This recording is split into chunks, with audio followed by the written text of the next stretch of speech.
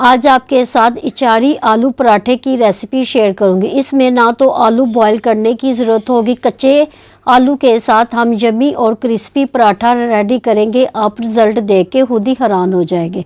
Recipe अच्छी लगे तो इसको लाइक करें और शेयर करें और मेरे चैनल को सब्सक्राइब करें। बिस्मिल्लाहिर्रहमानिर्रहीम, अस्सलाम वालेकुम।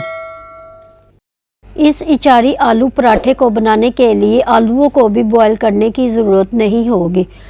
हम एक कच्चा आलू लेंगे और इसके छिलके उतारकर इसको अच्छी तरह से धो लेंगे और इसको ग्रेटर की मदद से आपने इसको ग्रेट कर लेना है।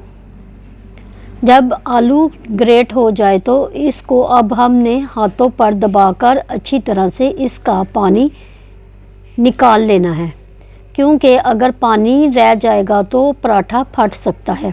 अच्छी तरह से आपने आलू को पानी को निकाल लेना है और इसको एक दूसरी प्लेट में डाल देना है। आलू को डालने के बाद अब हम इसमें 2 से 3 टेबलस्पून चॉप हरा धनिया शामिल करेंगे। हरा धनिया डालने के बाद अब हम इसमें 1 या 2 हरी मिर्चें जिसको आपने काट कर शामिल करना है। हरी मिर्च डालने के बाद अब हम इसको इचारी बनाएंगे और इसमें 1 टेबलस्पून इचार का मसाला शामिल करेंगे। अब हम इसमें कुछ स्पाइस शामिल करेंगे, जिसमें नमक 1/4 टीस्पून, ज़ीरा पाउडर 1/4 टीस्पून, धनिया powder 1/4 teaspoon, red chilli powder 1/4 teaspoon. इन चीज़ों को डालकर आपने इसको अच्छी तरह से मिक्स कर लेना है। अच्छी तरह से मिक्स करने के बाद अब हम इसको एक साइड पे रखते हैं। अब हमें एक रोटी का पेड़ा चाहिए। घर में जो नॉर्मल आटा हम गूंथते हैं इसका एक पेड़ा ले लेना है। इसको अच्छी तरह से प्रेस करके अब हमने इसकी एक रोटी बेल लेनी है। आपने बिल्कुल नॉर्मल साइज़ में इसकी रोटी को अच्छी तरह से बेल लेना है। जब रोटी अच्छी तरह से बेल ले तो अब हम इसके ऊपर 1 से 2 टेबलस्पून घी अच्छी तरह से लगा देंगे और इसको चारों तरफ फैला देंगे। इससे ये बहुत क्रिस्पी बनकर रेडी होगा। घी लगाने के बाद अब हमने जो इचारी मसाला रेडी कर रखा है वो इसके ऊपर आपने अच्छी तरह से फैला देना है। आपने तमाम मसाले को अच्छी तरह से फैला देना है और इसको अच्छी तरह से प्रेस कर लेना है। अब हम एक पिज़्ज़ा कटर लेंगे और कटर की मदद से आपने इसको इस तरह स्लाइस में काट लेना है। इस तरह स्लाइस में काटने के बाद अब आपने एक स्लाइस को लेना है और इसको अच्छी तरह से आपने रोल कर देना है। एक स्लाइस को हमने रोल कर लेना है। एक को रोल करने के बाद अब इस रोल को आपने दूसरे स्लाइस के ऊपर रखना है। इसी तरह दूसरे स्लाइस के ऊपर रखने के बाद आपने इसको अब दोबारा रोल कर लेना है।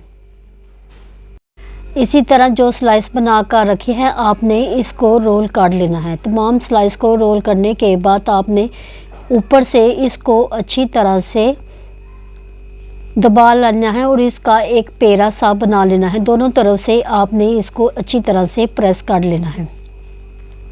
अब हम इसको थोड़ा सा खुश्क आटा लगाएंगे। आटा लगाने के बाद अब हम इसकी एक रोटी बेलेंगे।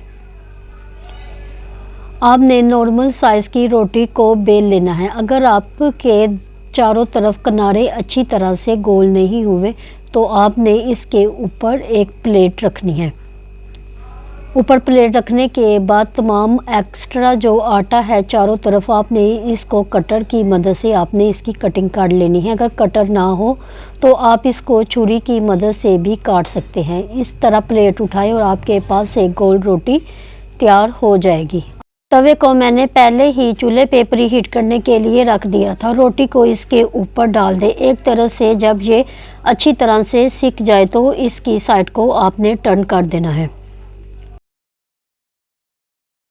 दूसरी तरफ से भी आपने इसको थोड़ी देर के लिए अच्छी तरह से सेक लेना है। जब थोड़ी सी सिक जाए तो इसके ऊपर 2 से 3 टेबलस्पून आपने कुकिंग ऑयल शामिल कर देना है। कुकिंग ऑयल डालने के बाद आपने इसकी साइड को टर्न कर देना है। दोनों तरफ से आपने पराठे को क्रिस्पी और गोल्डन ब्राउन कर लेना है। दोनों तरफ से जब पराठा अच्छी तरह से बन जाए और गोल्डन ब्राउन हो जाए तो इचारी आलू पराठा बनकर रेडी हो गया है। अब हम इसको सर्व करते हैं मज़ेदार कच्चे आलू के साथ। क्रिस्पी आलू पराठा बनकर रेडी हो गया है। इसको ही चाट के साथ सर्व करें, आपको मज़ा आ जाएगा। उम्मीद है आज की रेसिपी आपको अच्छी लगी होगी। रेसिपी अच्छी लगे तो इसको लाइक करें और इसको शेयर करें और मेरे चैनल फूड मास्टर को सब्सक्राइब भी करें। अपना बहुत सारा ख्याल रखिएगा। हम मिलते हैं नई रेसिपी के साथ। अल्लाह हाफिज़।